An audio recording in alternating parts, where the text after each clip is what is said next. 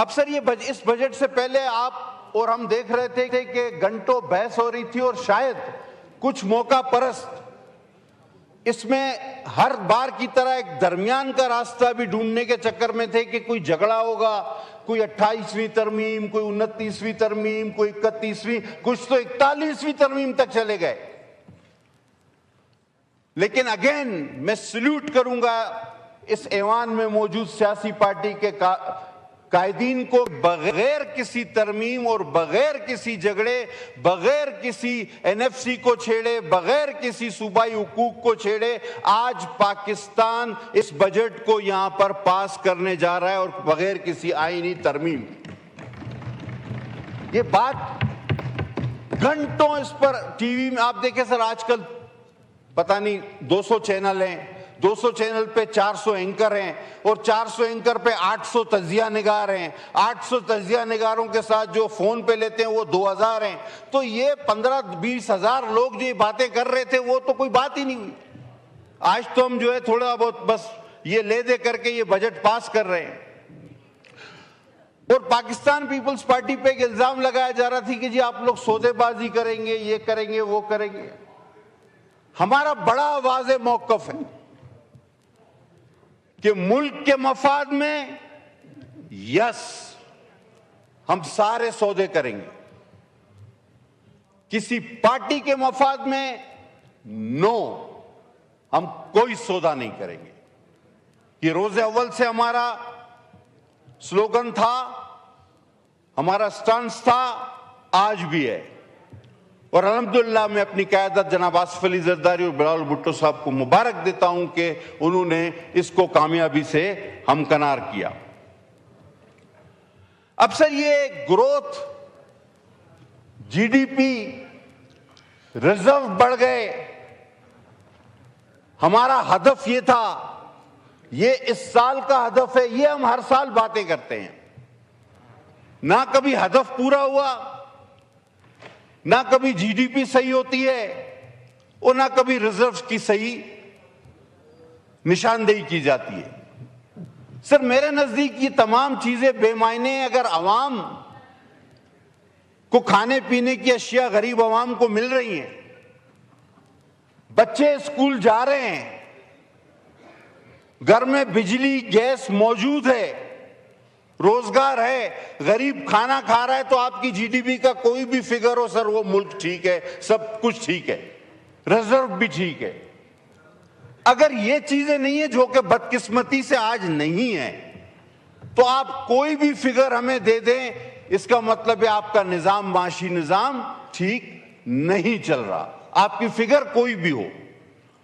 اور پھر ہدف، یہ بڑا ایک مزاحیہ کام ہوتا ہے کہ آپ کہتے ہیں کہ جی ہمارا ہدف جو ہے یہ فلاں ہے، اور اس کے فرض کر لیجئے آپ کہتے ہیں کہ ہمارا ہدف جو ہے وہ 100 کلومیٹر دوڑنا ہے.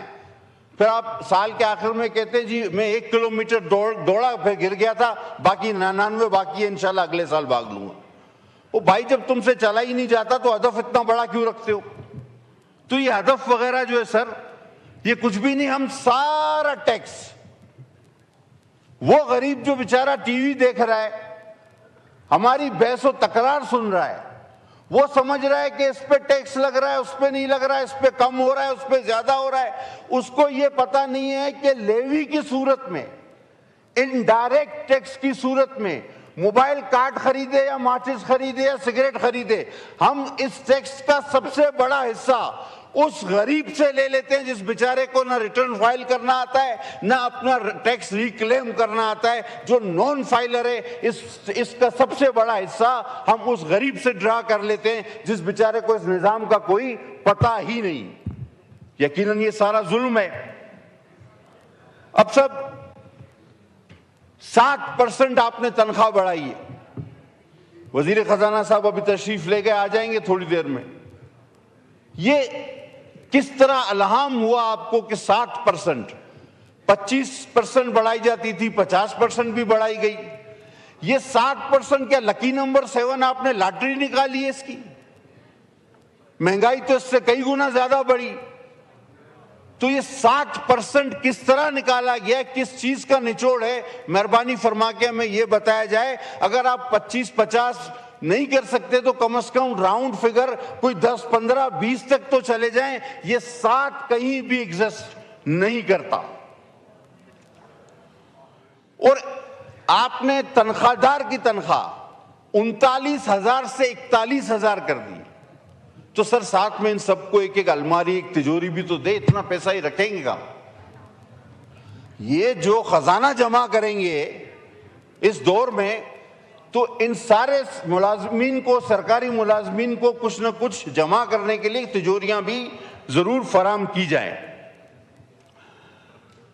اب ایک وزیر صاحب ہمارے پروفیسر ٹائپ پہ ابھی موجود تھے. وہ کہتے ہیں کہ آپ انتشار مت پھیلائیں, عوام کو سمجھائیں کہ مہنگائی کیوں ہو رہی ہے. اب یہ وہی بات ہے کہ بکرے کو سمجھاؤ کہ تمہیں ذبح کیوں کیا جا رہا ہے. اب آپ اس کو بولو کہ سنت ابراہیمی ہے تو کیا بکرا خود ہی لیٹ جائے گا؟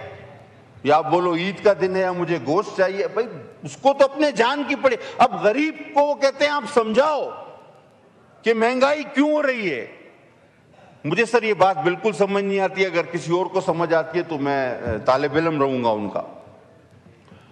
آپ نے سر یہ آئی پی پیز کی بجلی تو آپ خرید نہیں پا رہے, آپ کے پاس سرپلس ہے, آپ اس کے پیسے دے رہے ہیں, ملک خسارے میں جا رہا ہے. مجھے سمجھ نہیں آتی آپ نے اتنے پیسے یہ سارے ڈیمز پر کیوں رکھے. یعنی اس وقت جو بجلی موجود ہے اس کے تو آپ بغیر استعمال کیے پیسے دے رہے ہیں اور سارے پیسے آپ نے ڈیمز پر رکھے. ہو سکتا ہے کہ اس کے پیچھے کوئی آپ کا عقل ہو, کوئی آپ کی پلاننگ ہو, تو مجھے بتایا جائے کہ شاید وہ جب آئی پی پیز کے کانٹریکٹ ختم ہو جائیں گے تو پھر آپ ڈیم سے بجلی لیں گے, یا آپ واٹر ریزروائر بنا رہے ہیں تو سمجھ میں آتا ہے. اب سر ایک اور عجیب مذاق کیا انہوں نے کہ سولر پینل پہ کہتے ہیں ٹیکس ہم نے جو ہے نا کم کر دیا, ختم کر دیا, لیکن انورٹر پر ٹیکس رہے گا. اب سر بلب پر ٹیکس ختم کر دے, تار پر ٹیکس لگا دے, بغیر تار کے بلب کیسے جلے گا؟ یہ کون سا کام ہے؟ مطلب اگر آپ نے لگانا ہے تو لگائیں, لیکن ہمیں بیوقوف بنانے کی تو کوشش نہ کریں نا سر. ہم مانتے ہیں کہ ملکی حالات کے تحت دفاع اور داخلہ پہ کوئی سمجھوتا نہیں ہونا چاہیے, اور نہ ہی ہم اس کی مخالفت کرتے ہیں.